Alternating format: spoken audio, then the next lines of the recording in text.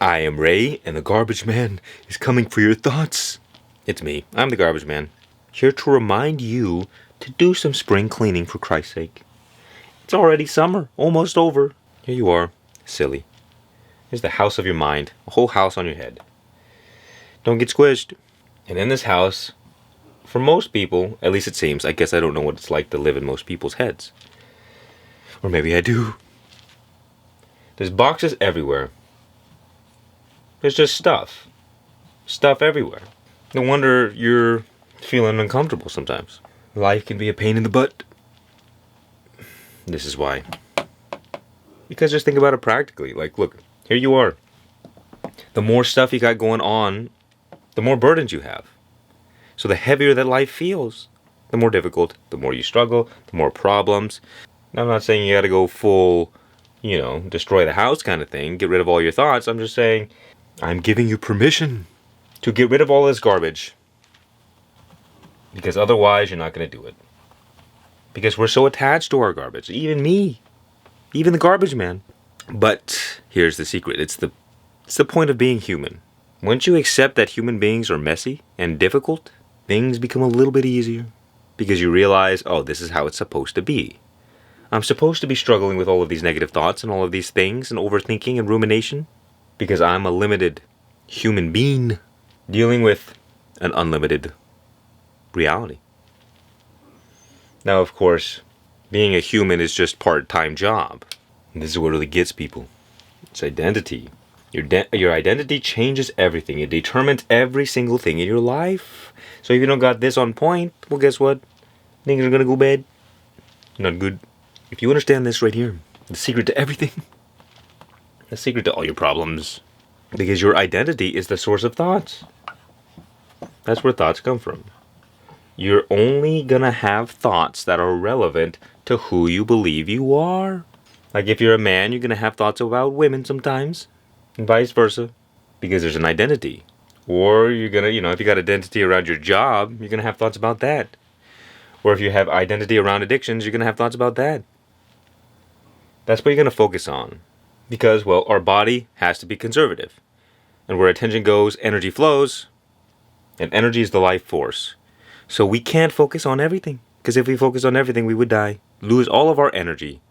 And just get washed up like a piece of soggy bread in the sink. This is the secret right here. So many secrets. But just think about it. Think about energy. Think about energy as the force of creation. So many things. Energy is our creative power. Energy is life itself. And the mind is a tool that directs the flow of energy. Now, here's the deal. We don't just naturally have complete control over where we point our mind. That's determined by our identity, both conscious and unconscious. Which is why, you really can't help yourself when it comes to certain things. I have to look at this. I have to focus on this. I have to ruminate. I have to overthink. It has to be done. And that's just what happens. But think about what that does. You're giving your energy to things you don't want. You're giving your energy to negative thoughts. To stories that don't serve you. And for me, I'm always trying to catch myself. Well, I always do catch myself. The moment you start ruminating on something stupid, it's like, why would we be doing this? And you gain the awareness to see that it doesn't serve you at all. There's no point but your destruction. That is the cost of focusing on garbage. And most everything is garbage, by definition. It's like, how many really important things can you have in your life? Like a few really important things. But how many unimportant things can you have in your life? Billions. Billions. And billions. So just right off the bat, we could just assume that we could ignore 95 to 97% of everything. And guess what? When you do that, now your creative life power is not being channeled towards stupid ways.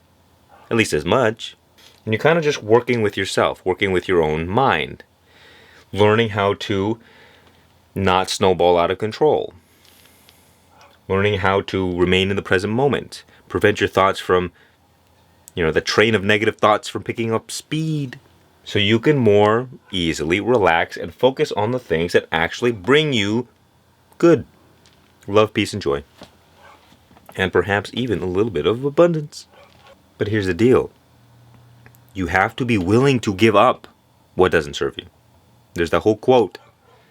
Before you go and help someone, ask them if they're willing to give up that which, I don't forget the rest, that which made them sick. The answer is not always yes. It's actually most often no. Even in our own lives. And when we have higher awareness and better understanding and we know better, still the answer is no. Because we live in this animal body that wants certain things, and, well, it's going to get those certain things. It's just how on board are we as the conscious mind going to be?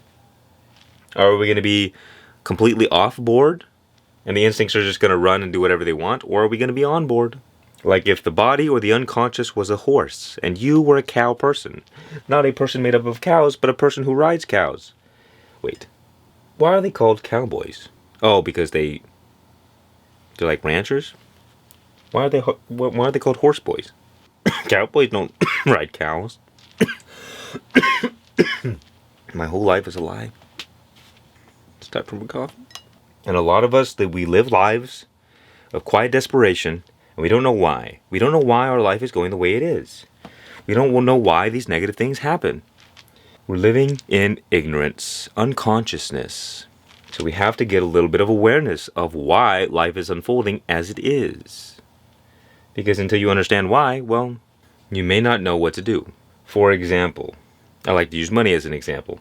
Like if you continuously find yourself going to the store and losing all your money by buying things you don't need, or you find yourself always broke and you don't know where the money is going, there is ignorance there. You don't know why something is happening. You don't know why you're losing money. You don't know why money isn't coming to you in abundance. All you know is that there's a problem that I'm dealing with. Let me try and deal with it the best way I can. Which is usually, let me go make more money.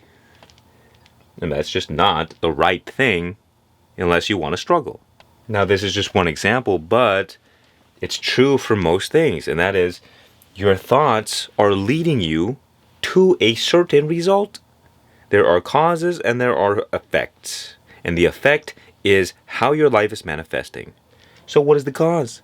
Is the cause something outside of you, beyond your control? Or is the cause in you? Well, it's your life, right? Or is it somebody else's life? Let me just clarify. Is it somebody else's life? Is it the government's life? Are you government property? I knew you were a spy. What are you doing here? I have nothing left to give. I've given it all. If you pay close attention, you'll see your negative self-talk when it comes to whatever. It's so hard for us, ourselves, to realize, but it's easy for other people to see. Especially someone like me. If you're broke, it just means that you have a negative relationship with money. And the same goes for any other aspect in your life that isn't going your way. It just means that for whatever reason, your current identity, which leads to your thoughts, is leading you toward this specific outcome. And by changing your thoughts and changing your identity, you can also change the outcome.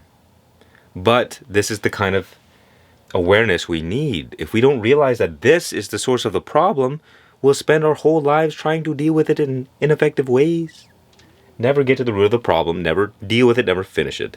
We're too external focused. We're too stuck in our senses of the world. And we don't look within ourselves enough. Because if you just took your attention away from the world and focused it on yourself and optimizing yourself, you would be successful more than everyone else. Well, because successful people focus on themselves. They focus on changing themselves. Now, they can become great by trying to focus on changing their circumstances. But the point is, it always comes back to this. It's just about who you are. And you can be whoever you want to be.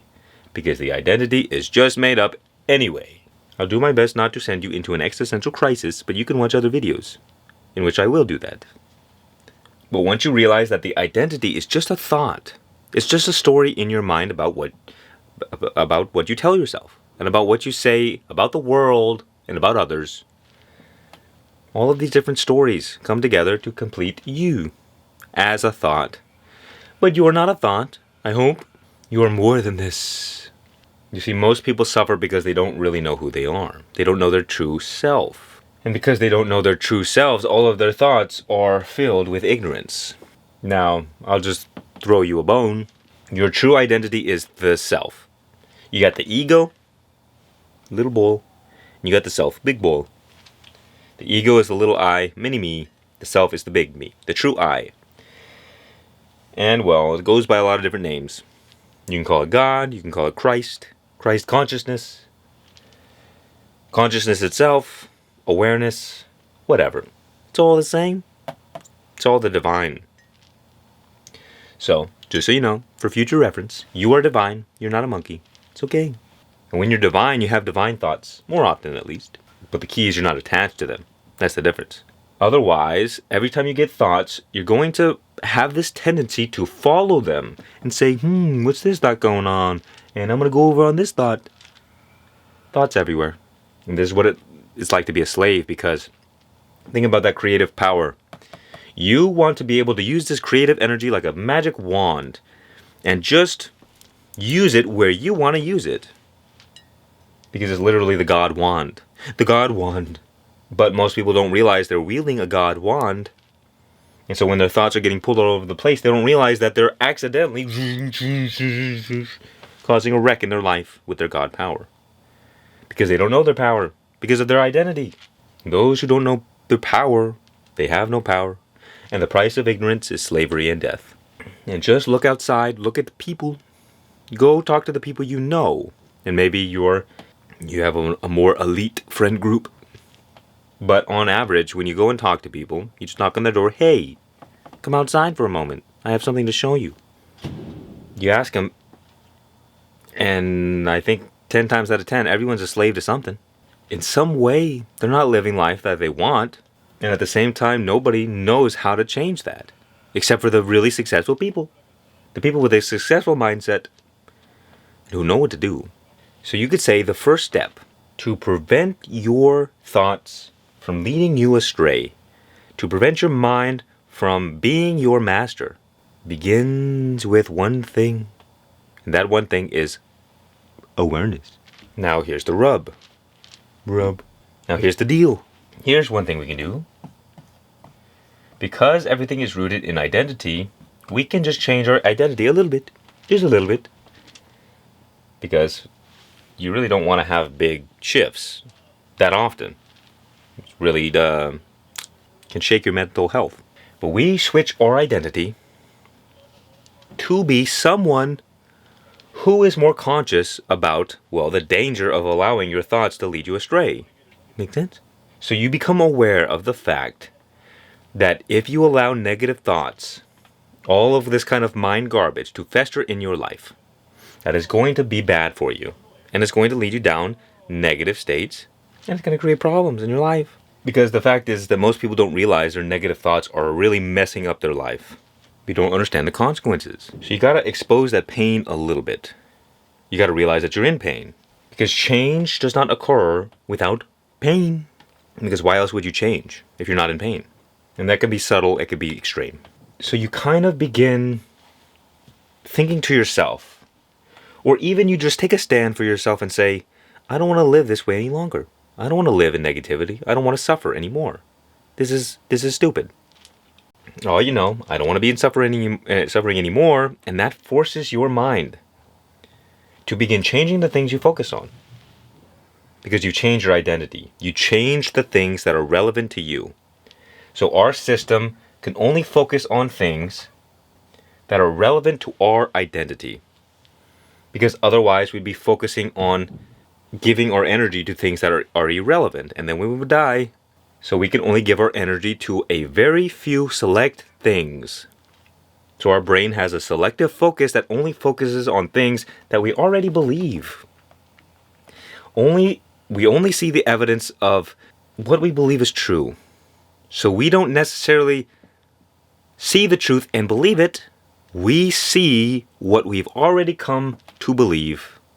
Whatever conclusions we've already made about life. That is what we see. That is what we focus on. And that is why you see sometimes people, you can present them with the exact evidence that contradicts whatever they're talking about. And they won't be able to see it. because they've already made up their mind. Their selective focus prevents them from seeing the evidence that would contradict whatever it is that is their identity.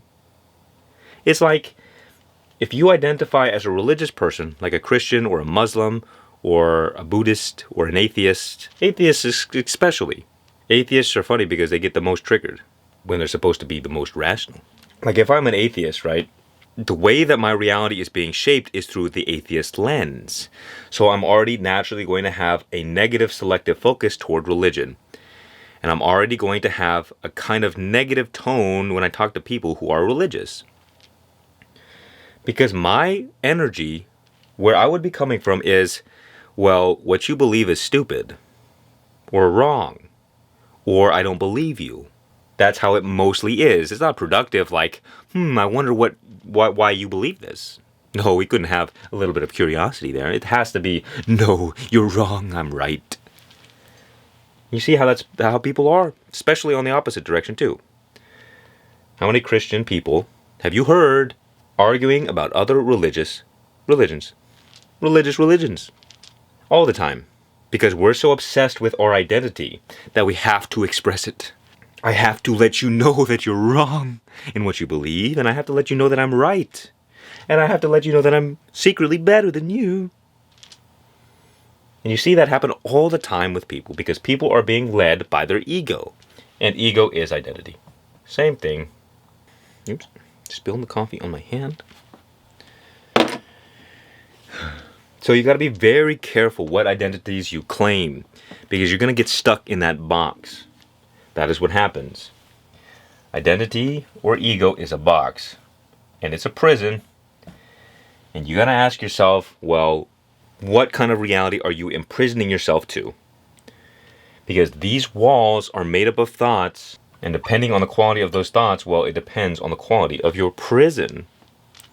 So you have the golden chains, which, you have holy thoughts all the time. You're always thinking about doing the right things and morality and stuff like that. And you have just regular old iron, rusty chains of the animalistic world. So there's people who are a slave to, survival. There's people who are a slave to lust. There's people who are a slave to just the animalistic world. And there are also people who are a slave to spirituality. There's also people who are a slave to religion. Just like I said, they don't know they're a slave, but they are a slave. They get to feel a little bit better because their chains are made up of gold and not rust. So it makes you feel like, okay, I'm on the right path. Everything's okay. Everything's good. But you're still a slave to spirituality and these different thoughts. And the whole name of the game is be free, fly away into the sunset. You don't want to be in chains. You want to be free. Now, this is some high-level spiritual teachings here. Even if you don't understand it completely, it's just things to be aware of. Because you might think, well, I thought the whole point was to be good and to be more spiritual. Why are you telling me this? The golden chains. It's not enough. Just because you have a nice, comfortable prison doesn't mean you're still not in prison. And this is that endless journey of just, no, I must be free. Nothing will enslave me. Because eventually you wake up to the fact that, well, you're just tired of getting yourself pulled around by all of this nonsense. By things that don't serve you, by thoughts that don't serve you, by other people who aren't serving you, or even actively against you.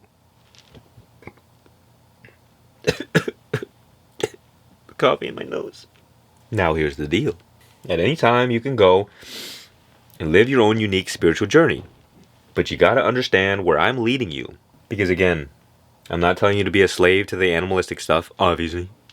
And I'm not telling you to be a slave to morality. I'm not telling you to be good. I'm telling you to be free.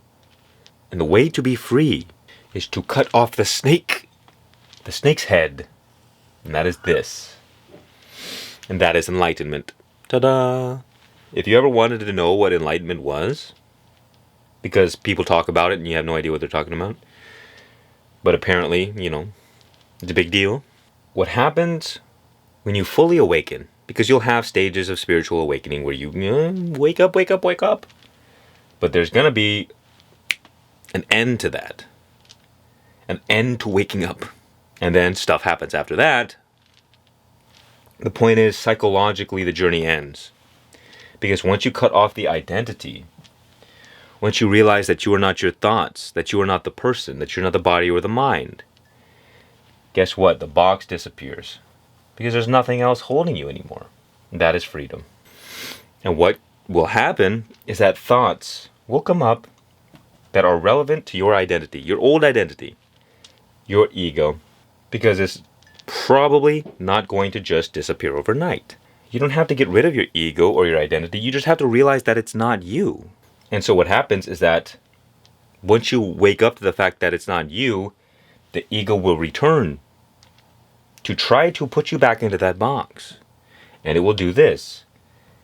It will say, oh, do you remember these thoughts? You remember these thoughts? But now that you're an awakened being, guess what? The thoughts lose their power. They can't stick anymore. So they can't form the prison. It's not possible. It's not possible. If you want to know the difference between an awakened being, truly, and a regular person, for regular people, life is very sticky. Which means that whatever thoughts that you have, they linger. The energetic signature of those thoughts linger with you. Let's take an addiction, for instance. Doesn't really matter what it is, I guess, but just any addiction. For the normal person, the lingering effects after engaging or indulging in that addiction will stay with you longer than the awakened being. For the awakened being who engages in the addiction, they recover almost instantly. Because there's no longer an identity holding the story together. So the story can't concrete itself. It can't enslave you. It can't put you in this box anymore. But for the regular person who is trapped in ego, when you engage in the addiction, the story comes up and it grips you like jaws and it pulls you down. And you go into a downward spiral of negative thoughts. Why did I do this? This sucks. I hate my life. I hate people. I hate things. I don't want this anymore. I'm tired of struggling. Psychological drama non-stop. Like a soap opera. A soap opera of pain. Oops. But once you become free, even if you have addictions, you can no longer be contained anymore. That is what I want for you. First, the walls come down. Then the person goes back to the void. So it's like there's two halves of the spiritual journey. There is you as the ego trying to find enlightenment, find spirituality.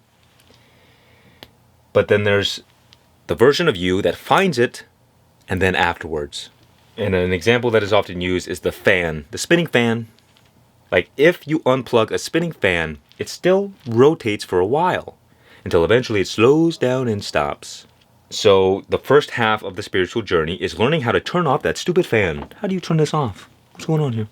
And then the second half of the spiritual journey is turning it off and allowing the fan to keep rotating until it stops. But after you awaken, it's no longer really a spiritual journey. It's just life. It's just happening. And you're no longer so psychological about it. Because the identity which was fueling the psychological drama is no longer being fueled all the time. So there's this idea of karma. And the whole thing about enlightenment is you break free from the cycle of death, birth, and rebirth. You become free from the karmic cycle. So when the normal ego-identified person engages with the addiction, they create a whole bunch of new karma for themselves that they have to deal with in the future. More problems, more consequences. And that is what leads you to experiencing these deeply negative things. It's karma. It's the effects of your thoughts, actions, and feelings, which is all rooted in identity. Just to explain karma for a moment. Let me reason it. Karma basically means action. We all know the idea of like your actions have consequences. But karma itself is a much deeper thing than just your actions have consequences. Yes, the law of karma is the law of cause and effect. But the cause, which is assumed to be action, is actually information. It's the information in your system that causes you to act in certain ways, to think in certain ways, to feel in certain ways. And that results as your life as you experience it. And so on the spiritual journey, the whole point is learning how to deal with this information, this karma, and work it out and become free from it. Become free from your attachment to your karmic predicaments. So whatever it is that you're going through right now, you use that situation to help you become free rather than being caught in the world and trying to deal with the situation. Like how most people live their lives. It's like, I'm just trying to put out the fire. I'm just trying to stay afloat. I'm just trying to get by. And that's like people's whole lives. Just trying to get by. And if you had just switched your mind to focus on you instead of your circumstances, well, you would escape your stupid circumstances because it's all about us. Whatever we're experiencing right now is a reflection of us. Because that karma is the underlying cause that reflects in our outer life. But because we assume that the actual cause is outside of us, like, I don't have any money, I gotta go get money outside of me, or whatever, we don't ever realize that the root is within us, not outside of you. And if you blame other things other than yourself, you will stay stuck. Until you realize that the cause was in you, now you can change, now you can evolve. But until you realize the underlying cause that is resulting in your current reality, you're going to focus on the wrong things that aren't going to help you. Because the moment you put out that fire, another fire pops up. So don't get caught in this cycle of trying to deal with your problems and get entangled with the situations you're experiencing. But rather, shift your mind toward yourself. And then go through the experiences with this attitude. Because what will happen is that your mind will begin reflecting upon you. Not, how do I get out of this? How do I change this? I don't want this. How can I get rid of it? That's just a whole big ball of suffering. But when you ask yourself, well, how is this helping me? How is this helping my spiritual evolution? Now your mind will begin focusing on the evidence that reaffirms that belief. Your mind will focus on whatever it is your identity. So if you're so caught up in the stories about how the world sucks and how people suck, that is the reality that you experience. And if you assume that everybody's cool, that is your experience. And even if bad people come up, you won't even pay attention to them because your selective focus is focused on all the things that are good. And it's the opposite if you're focused on all the things that are bad. You will experience 90% of people as bad, and then the few good people that come along, you'll write them off. Because you're only looking at bad people, if that's what you believe. That's what you think. And that's how people sabotage everything good in their life. Because they don't want to look at the good. They're too busy looking at the bad, suffering in it. But that is the price we pay for not knowing our power. If you knew your power, you wouldn't focus on stupid things. And it's just a game of remembering and remembering and remembering until you stop doing stupid things. And maybe you never stop doing stupid things, but it doesn't matter because your focus is toward freedom, not toward messing about in the world. Not that you can't go mess about in the world, it's just that your focus is on you, not on things in the world. Because there's a world of 10,000 things, infinite things to focus on. And the chances of you being distracted by the 99% of all the noise in the world is very high. But once you focus on yourself, you begin canceling out the noise. You begin focusing on the only thing that really matters. You will always be the bottleneck to your experiences, no matter what you do. So you could become the best doctor in the world, or you could be the best at your job.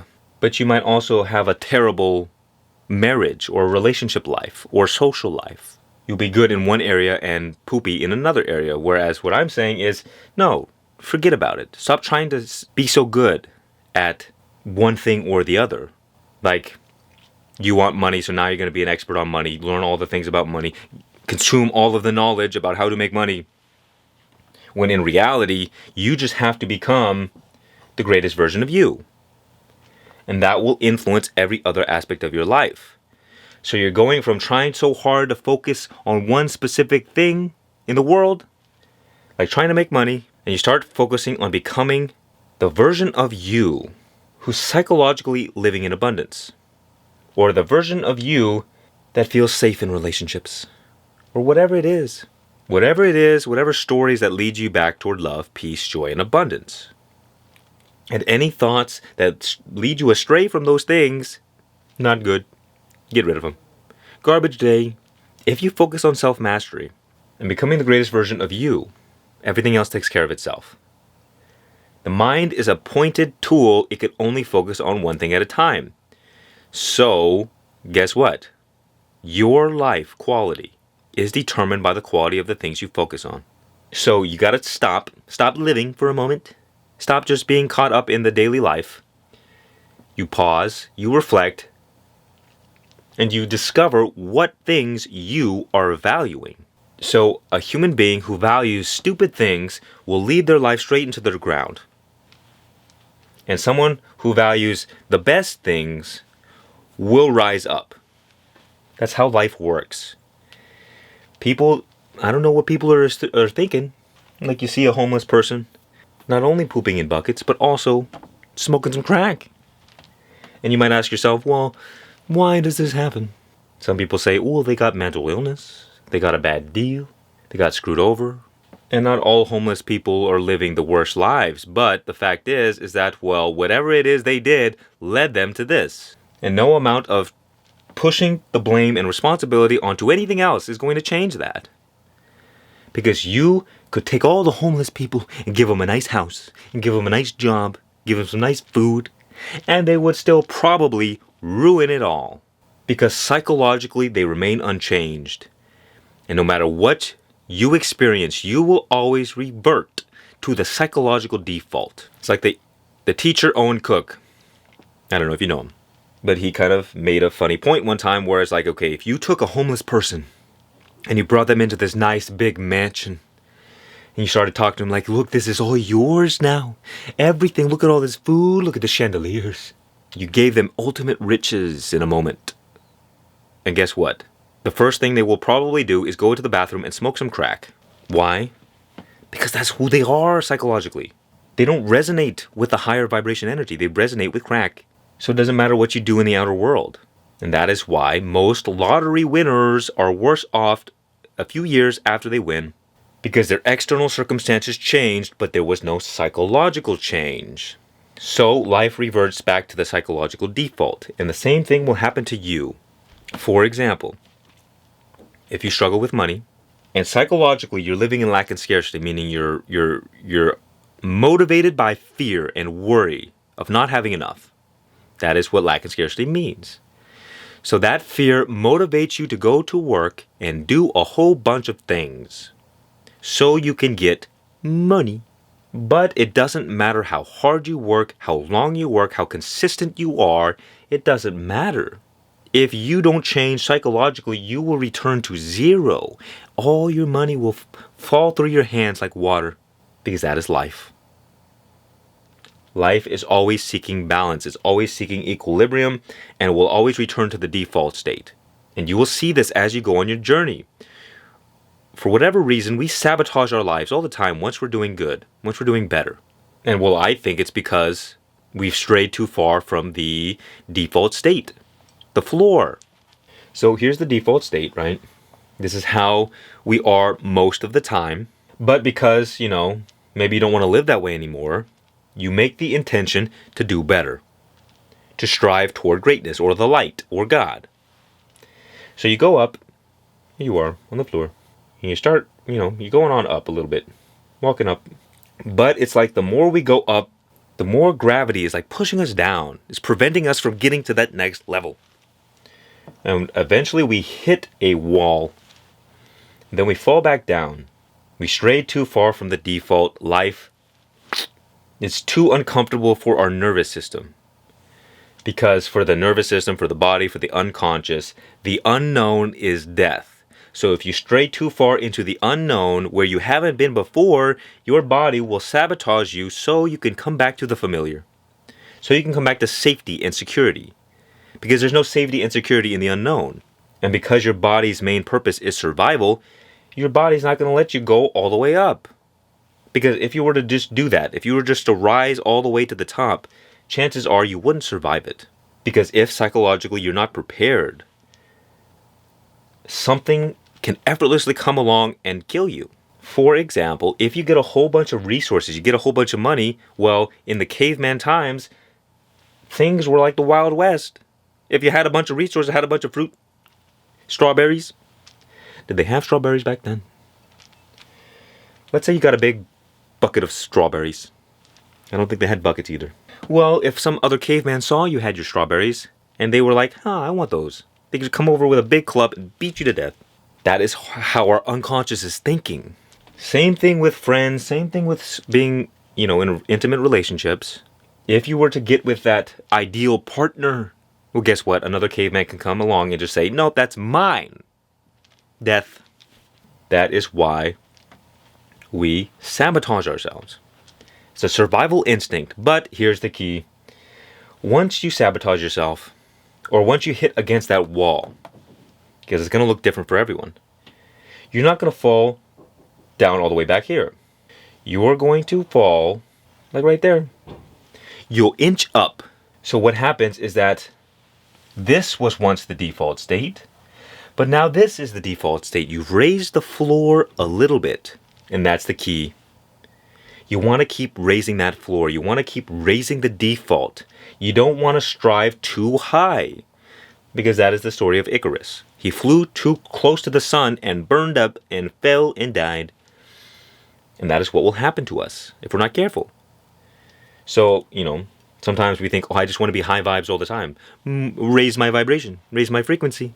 But the higher you go, more likely you're going to splat when you fall back down. And at least in my own life, that's what I've seen. It's like the better off you're doing, the more yes, life is good, life is doing everything. I haven't engaged in any addictions. Everything's going well. And then out of random, you sabotage yourself, and it's worse than the last time you sabotaged yourself. Now, I'm trying not to believe this into existence, but it's just what I've seen. It's like the higher up you go, the more you splat when you fall. So it's not about trying to be high vibe all the time. It's not about trying to just only be good. It's about raising the default state of your natural operating energy. And I say this to set some expectations because it's a really slow incremental process for the most part.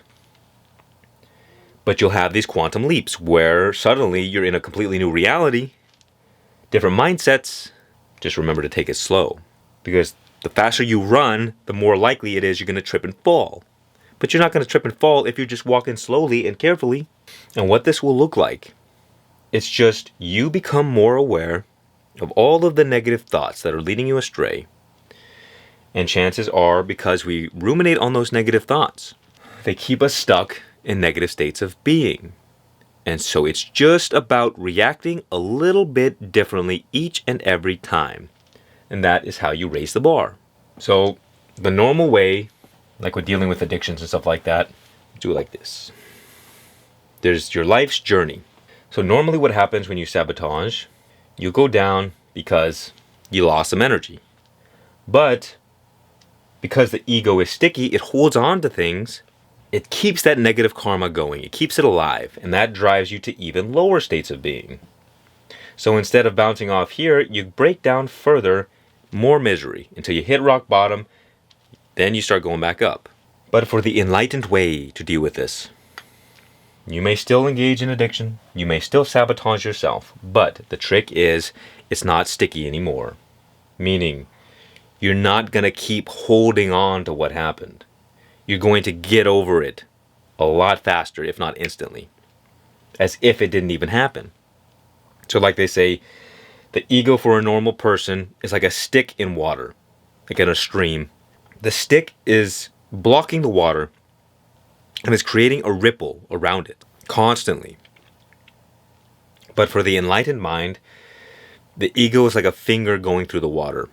The moment the finger is creating a ripple when it touches the water, but immediately the ripple goes away. So it's a lot more difficult for you to fall down into really negative states of consciousness because you're not holding on to these negative stories anymore. So it's much easier to just, okay, bounce back up, let's go. And you'll also have more clarity and awareness because you're no longer getting caught in the psychological and emotional drama of it all. And the moral of the story, I am the garbage man. I'm going to steal all your garbage. You want to become empty. You want to get rid of all that garbage. You want to give it up and surrender it. Because it is the attachment to the mind stuff that keeps you stuck in suffering. And the more empty you become, the more free you are. You literally have less stuff left. So I was in the middle of saying less, but in my mind I was already at the end of the word stuff. Left. Funny how the mind works. You literally have less stuff weighing you down, and you more effortlessly flow through life with ease. Because, well, you're no longer creating karma for yourself. Because you're no longer getting entangled with your experiences, with your thoughts. And that is freedom. But think about the golden chains of morality for a moment. That's not empty. That's, I'm trying really hard to be good all the time. I'm trying really hard to do my best. That's not empty. That's trying. And what happens when you do that? Well, you're going to get caught in the psychological drama because you're attached to your identity as a good, moral, high, spiritual, religious person. So anytime you do anything that's against that, well, there's going to be guilt, there's going to be shame, maybe a little bit of fear. You're still stuck in this hamster wheel of desire, pleasures, aversions, things you want to avoid. You're still caught in the drama of it all. You're still hoarding garbage. I think it was Sadhguru who said it. He's like, everybody's thinking about garbage, especially the spiritual people. And it's like, as a spiritual person, no, but what I'm thinking about God. Well, my thoughts are holy. Thinking about good things. And Sadhguru called it, oh, well, yeah, you're thinking about holy garbage. Garbage with a nice perfume. And that's kind of a shock to people because it's like, well, no, I thought we were supposed to think about God. I thought we were supposed to, think about good things. But once you get to the upper echelons of spirituality, they're not going to tell you to do that because that's the golden chains. And the reason it's changed because you think you're doing the right thing. Makes you feel like you're in control, like you're on the right path. But it's still a prison, still a box, comfy prison, still a box. The highest teaching is silence. Words cannot be spoken about it. The truth is found in silence. And me, like everyone else, like all the other preachers in the world, the teachers, we are all hypocrites. And this was something that Alan Watts said, I think. We, as spiritual teachers, are speaking about the unspeakable, which makes us hypocrites. All words, all thoughts, all philosophy fall short. And then you might ask, well, what do we do then? Here's my pineapple. Yes! I hope it's ripe. Where were we? And well, if I followed that to the bone, I'd be out of a job. The truth is not transmitted through words, it's transmitted through energy. Presence, not philosophy. Which is why you got to get out of your mind stuff. Not only do you want to get out of the negative mind stuff that brings you down, but you also want to, eventually get rid of the holy mind stuff. The good mind stuff. So, Ram Dass would say, if you have a thorn stuck in your foot, sometimes you got to get the other thorn, another thorn, to get that thorn out. But what happens? You throw both the thorns away. So you can use holy thinking to rise up out of the negative states of consciousness, the negative thinking. And that will bring you a lot of peace, love, and joy. But eventually, you don't want to stop there. You want to keep going. Empty. Beyond good and evil. Because whether or not the mind stuff is covered in gold or covered in poop, it's still stuff. It's still mind stuff. But you will experience God most when you are empty. Not bothering with the philosophies of the world. Which is why I said, I'm the garbage man. Bringing all your garbage. Throw it away. Because if you want to go all the way, this is how it's done. And eventually you begin to see that the mind stuff just isn't really worth it. But that requires awareness. And you'll naturally deepen into inner silence and inner emptiness because you'll see that it's the most important thing to you. Not because philosophically you think it's the right thing to do, but because it feels like the right thing to do. And you may get tired of thinking all the time, if you're not already. And so this is the ultimate goal. So the way to give up your thoughts, like I said, first through awareness, number one. Let's see what number two could be. Maybe these aren't necessarily in the right order. You shift your identity from negative identity to positive identity, spiritual identity. And that will help you with your awareness. It will help you become aware of the things that are keeping you stuck in lower states of consciousness. So you rise from darkness into light, from suffering into non-suffering. This is the thorn that you use to get the other thorn out. You claim this identity of, okay, I'm on the spiritual path, I'm looking for freedom, I want to experience peace, love, and joy, this is what I want, this is what I've decided, I don't want to suffer anymore, I'm done with it, I want to live a good life. And I'm going to live a good life. And all you got to do is make that decision, everything else unfolds. So you don't got to worry so much about what you got to do. And that's troubling for the mind because the mind always wants to do things. But this is a much different way of living. It's not the way of doing. It's the way of being. And being is the default state. You don't do anything to be. You already are. That is why we become empty. Because we return to the natural state. We're all living in the unnatural state, which is never-ending thoughts. So you use the good to free yourself from the negativity. And when you're in this higher state of consciousness, it's much easier to surrender and let go. You can also just go straight from hell to freedom. And that happens when you experience so much suffering that you just can't take it anymore. You have to give up. You have to surrender. You got nothing else to give. So it's not that there's just there's one path that you have to follow.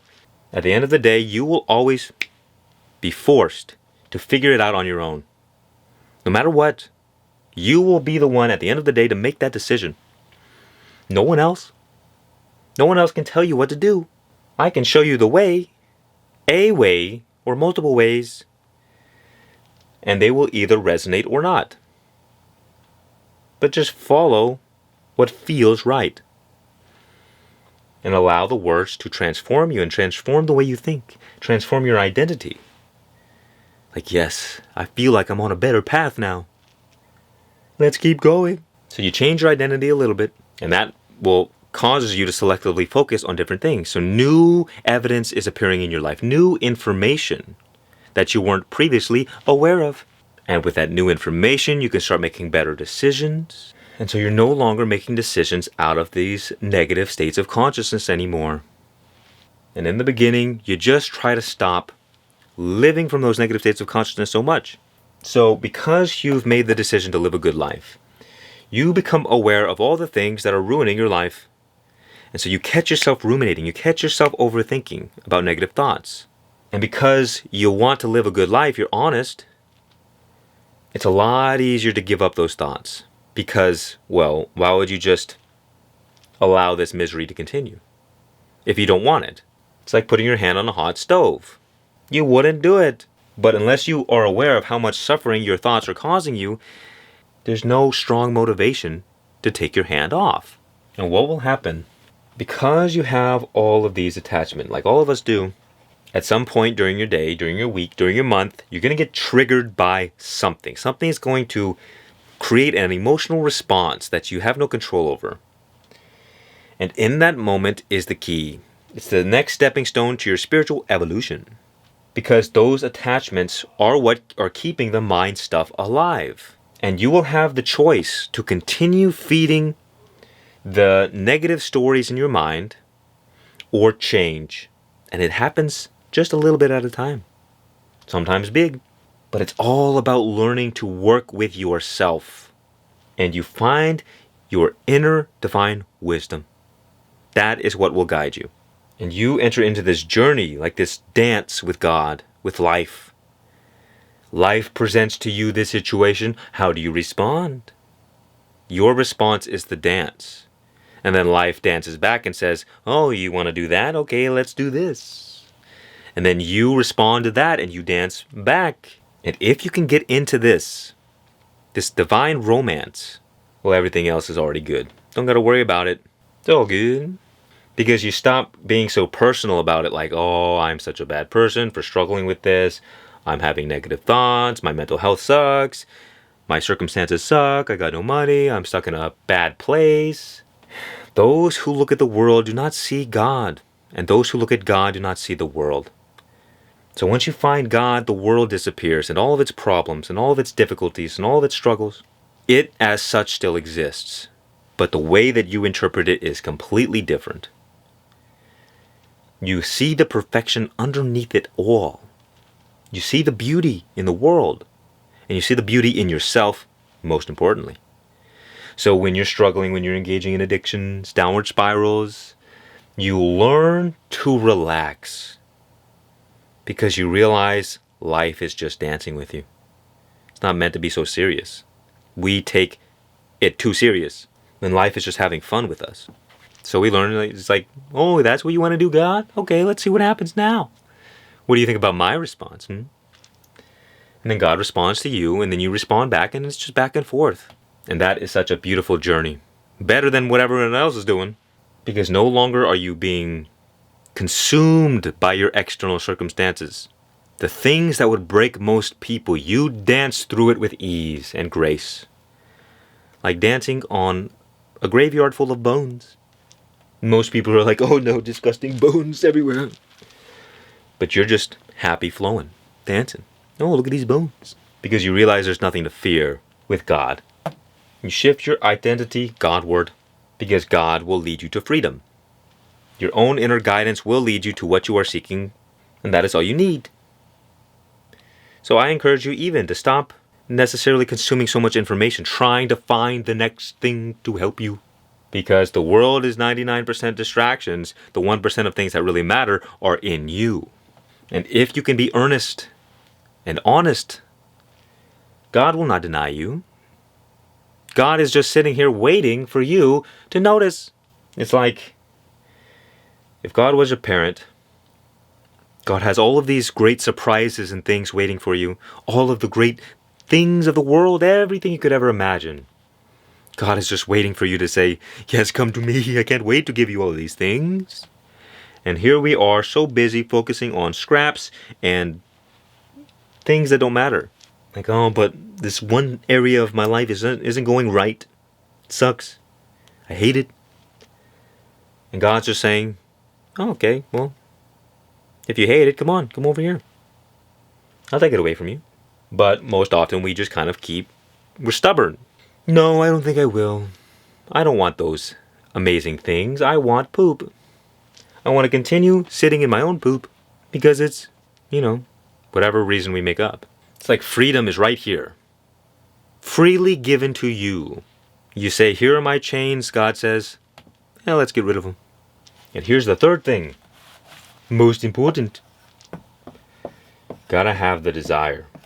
You gotta have the desire to change. You gotta have the desire to seek freedom. Because if you don't, there's no motivating factor except suffering. You desire to get out of suffering. But the reason that most people stay stuck is because they don't have a strong enough desire for freedom.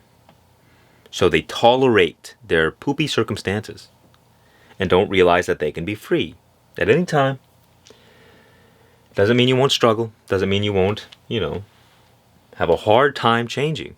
It just means that, if you have a strong desire for God, for freedom, to live for peace, joy, love, and abundance, God's grace will enter into your life and take care of everything. So you, as the separate individual, don't really need to do anything at all, except seek the truth. Seek the kingdom of God and its righteousness, and then everything else will be added onto you. You gotta be free from suffering, because otherwise suffering is gonna rule your life, pull you all over the place. Your desire for God has to be stronger than the desire for the world. And until that happens, you'll get pulled around by the world and your circumstances. And until you get sick of it, you won't change. This is what it's all about. We just have to become aware of the things that are keeping us from God, keeping us from our best life. And you don't got to be perfect, and you're going to fall on your face, and that's the whole journey. You're just learning how to live. You're learning how to walk.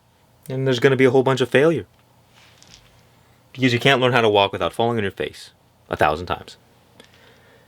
So don't set unrealistic expectations on yourself of how perfect you gotta be. Don't be perfect. Be purposely imperfect, because that is more honest.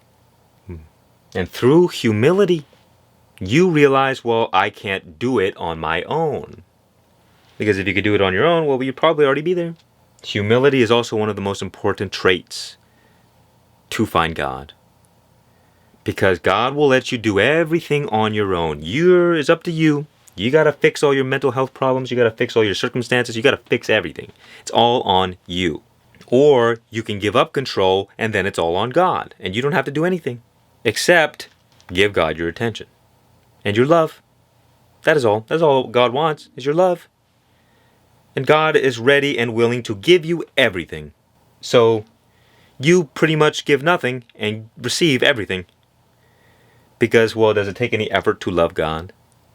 Maybe. But for all intents and purposes, that's free. You don't got to pay anything to love God. And it's because you love God and don't want to do it all on your own. It's like a perfect match where you freely give up all of your mind stuff that is leading you astray. And the more you get pulled into the gravity of God, the less attached you are to your mind stuff, and it just begins falling away naturally on its own. And it falls away and it falls away until eventually you're completely empty and completely immersed in God. And this is a state of everlasting peace, love, joy, and abundance. And it's just a continued diving deeper into this, all that is good. And once you feel that relief and the good things to come, it becomes more automatic, more easy to just continue going down that road of emptiness, of freedom, of love, peace, joy, and abundance. You're learning how to get out of your psychological states and into the present moment where you can just be. Just relax, no worries, no fears, no shame and guilt, just being. As the spiritual teacher Muji once said, or would say all the time, you're going from person to presence. You're going from the psychological drama of being a little human being doing their thing to just, I'm here. I'm here and that is all. No words, no thoughts. Thoughts may come. Words may come. But you're not attached to them because you know all that you desire is not in thoughts. It's in silence. It's in stillness. And all those thoughts that take you away from silence and stillness, they almost become like the enemy. Like, hey, you can't take me away from this. And you naturally get frustrated with your thoughts. Like, look how stupid these thoughts are. It becomes easier to throw them away. And every time you choose stillness over chaos, love over fear, you change who you are fundamentally. And you raise the floor so that peace, love, and joy are the default state and not suffering and misery. And this is the pathway forward.